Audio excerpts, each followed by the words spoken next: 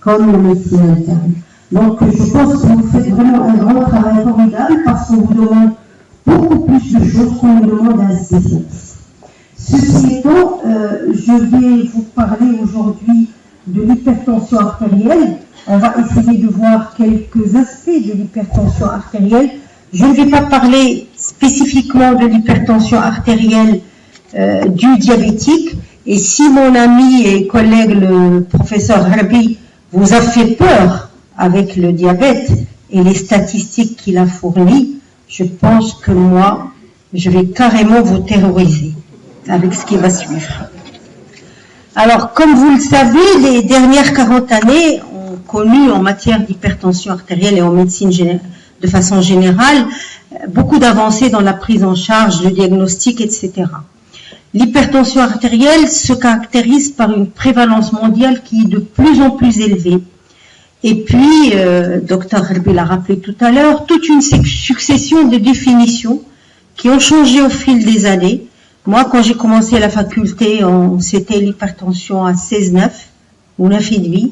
Et puis, c'est devenu 14,9. Et puis, à nouveau, avec le JNC7 12,8. Et puis, on est remonté à cause de cette fameuse courbe J. Mais ce n'est pas fini. Vous verrez. On n'en a pas fini avec les définitions et les seuils d'intervention de l'hypertension artérielle. Il y a des nouvelles données qui viennent de sortir. Alors, dans toutes ces stratégies de traitement, les bêta-bloqueurs ont été un petit peu malmenés à partir de 2006 et on y reviendra pourquoi et comment et quelle est leur réelle place finalement dans le traitement. Alors, je voudrais partager avec vous ceci. Vous savez qu'en matière de maladies cardiovasculaires, les facteurs de risque sont extrêmement nombreux. On en trouve tous les jours. On en dénombre au jour d'aujourd'hui plus de 250. Mais ce qu'il faut savoir, c'est que ces facteurs de risque n'ont pas tous le même poids. Il y a, je dirais, les poids lourds du risque cardiovasculaire que sont les facteurs de risque que vous connaissez, le diabète, le cholestérol, l'hypertension, le tabac, l'obésité, etc. Ce ne sont pas les seuls. L'étude Interheart a montré que finalement, parmi tous les facteurs de risque connus, il y en avait essentiellement 9 qui étaient directement en cause dans l'infarctus du myocarde, par exemple. Mais je voudrais vous poser une question. Ces facteurs de risque, quel est à votre avis le plus fréquent, le plus préjudiciable et celui qui est responsable de plus de mortalité?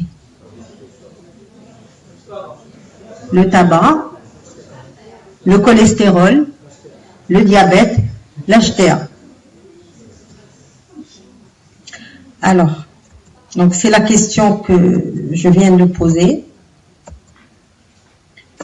Et voici la réponse. Vous avez ici les causes de mortalité mondiales. C'est dans le monde entier, c'est tout pays confondu.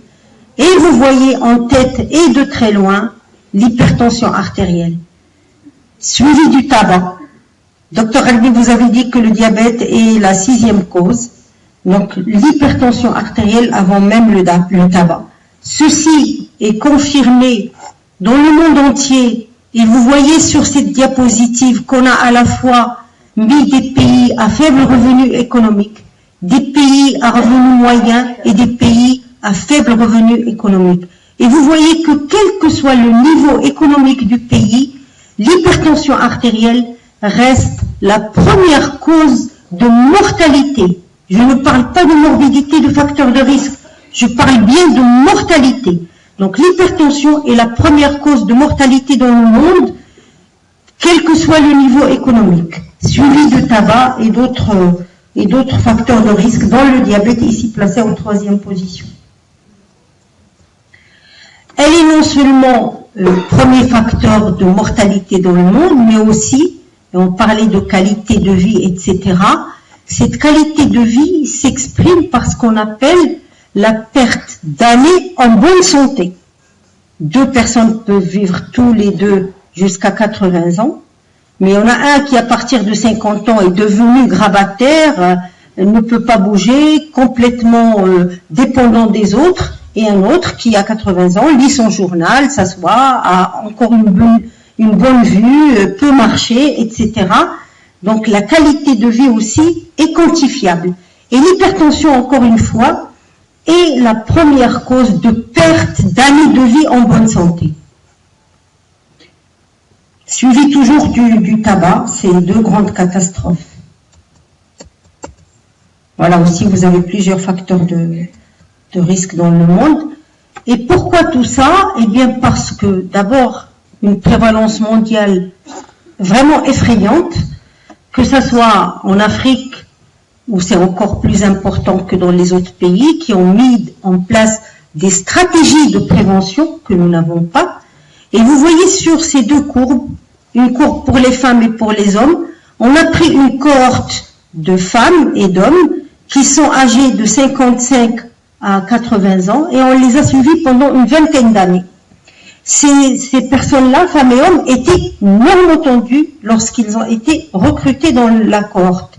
Et vous voyez qu'après un suivi de 20 ans, alors vous avez ici pour les femmes, après un suivi de 12 ans, vous avez pratiquement 80% qui sont hypertendus, et à 20 ans, ben vous n'êtes pas loin des 100%.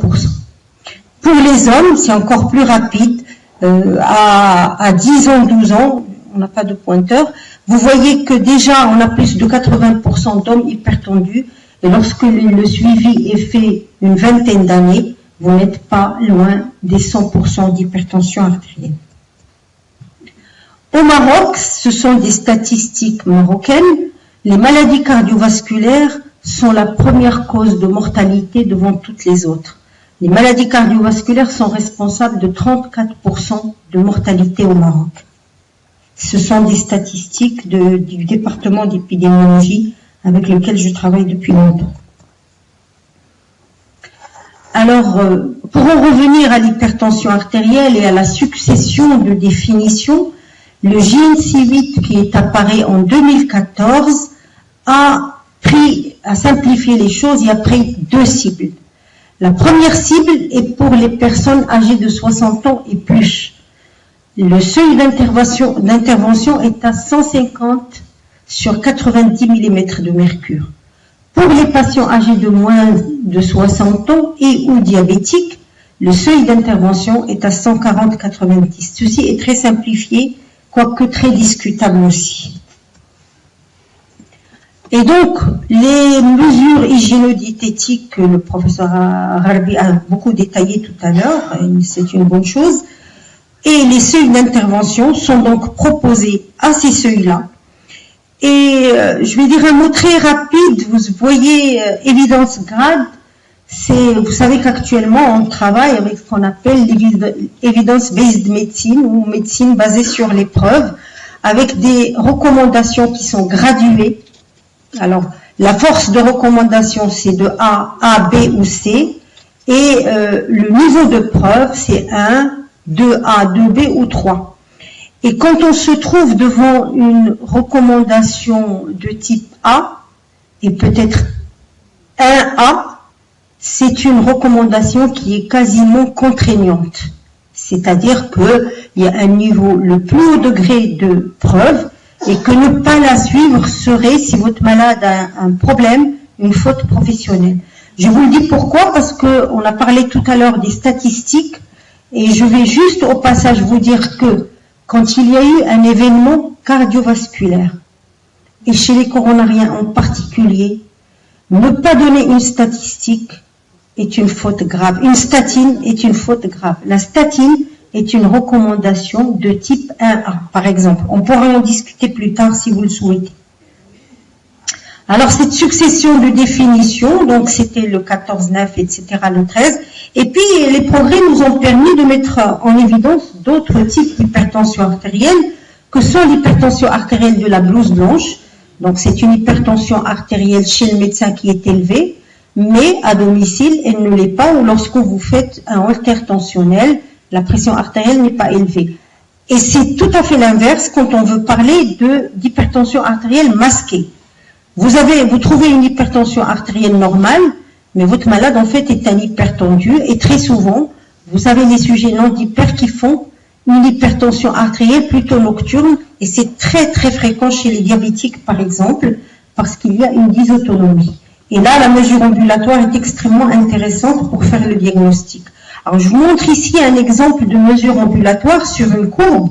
Voici quelqu'un qui se présente.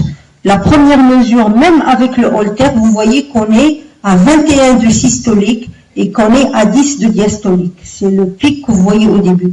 Et vous voyez que cette personne, après, n'augmente absolument pas sa tension artérielle, reste stable, ses charges tensionnelles sont normales, c'est un cas typique d'hypertension artérielle de la blouse blanche.